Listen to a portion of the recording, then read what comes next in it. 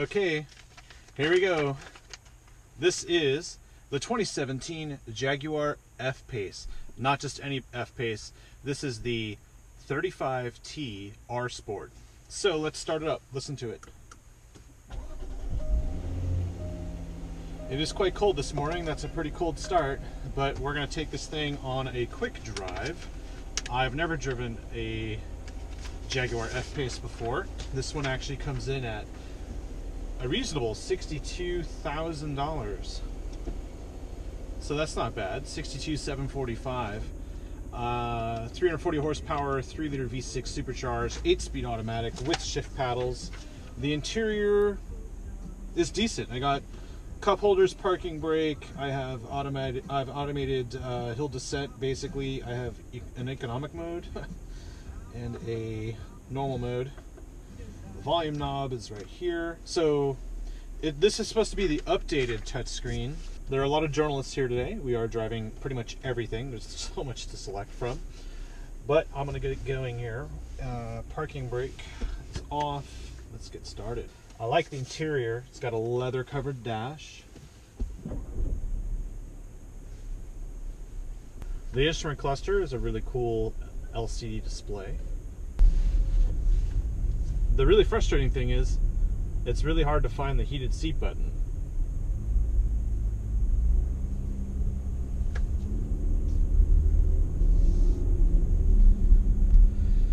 See, I got my temperature set to 75. It's a pretty relaxing vehicle to sit in.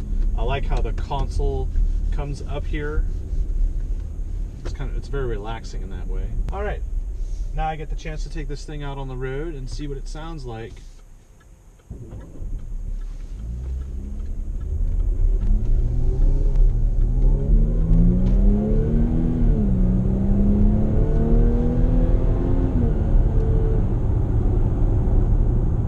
It definitely has gusto, I'll say that. And the ride is the most remarkable part about this machine. It feels like it's an air suspension. Yeah, it rides very well. Let's see, what else am I looking at? Still can't figure out how to turn on the, oh, there we go. There's a seat button. And then I get to set the temperature of the seat. Okay, so that's a little bit of a downside. And now I gotta get back to the map. I guess I press the seat button again. No, I press hold. Well, it's very distracting, let me just say that. And if I go back to the map,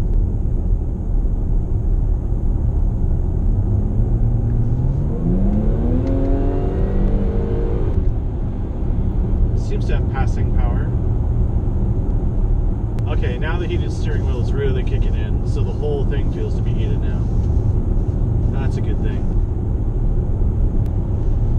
The seat does feel a little small for someone my size.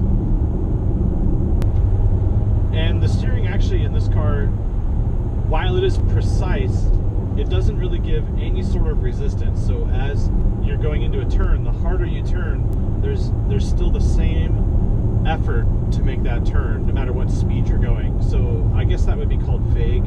And in this respect, it's not something in an SUV that you really need to think about. But because this is a R Sport, you expect it to have feedback. You expect it to reward you. And right now, I actually don't feel like I'm being rewarded. Here we have some cattle grits. Didn't even notice them. This is definitely a vehicle for someone in the countryside.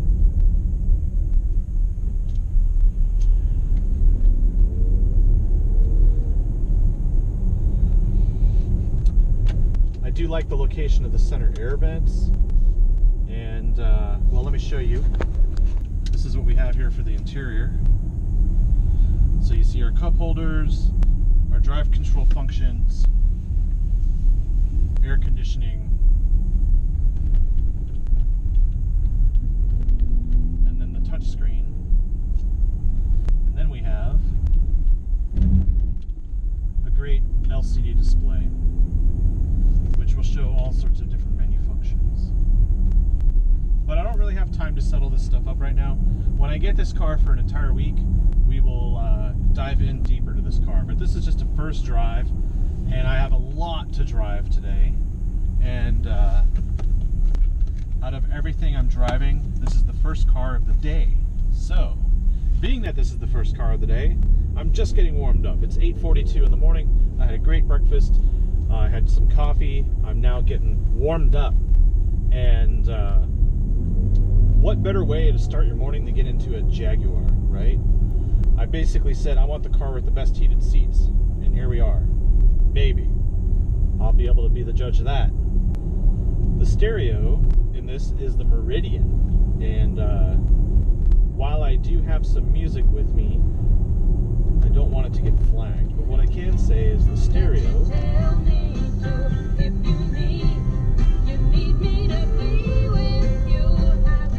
does have a pretty good soundstage. One thing I don't like is it's hard to change these modes between eco and sport and dynamic. I can hit different buttons here to change modes. Deer! And as you can hear with the ambient noise in here, it is riding quite harshly in this dynamic mode, so I'm going to change it back over from eco. Whoa! Some interesting cattle grid.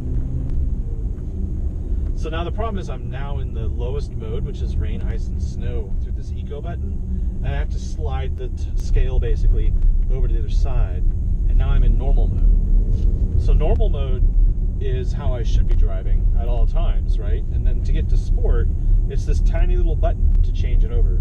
I prefer the knob. You know, it's easier to get a knob where you can see what you're doing, you can feel, there's some tactile response to it. This little button, not working, but that's okay. Now the heated steering wheel is just one mode, it's on or off. It gets pretty hot, and I think you'll know it's on because you'll see a little yellow light indicating it's on, which is nice. And on this rough road, I do get bounced around a little bit. It's not a Range Rover in here, but it certainly feels very stately. I like that. I like that a lot. All right, here we go, back on the highway. Let's see how it accelerates.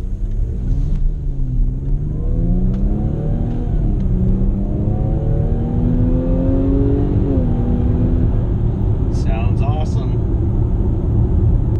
Okay, well there it is, the 2017 Jaguar F-Pace 3.5 R Sport. It's quite peppy on the street. It's a little rough off-road, but overall it's a nice vehicle, especially for the price point.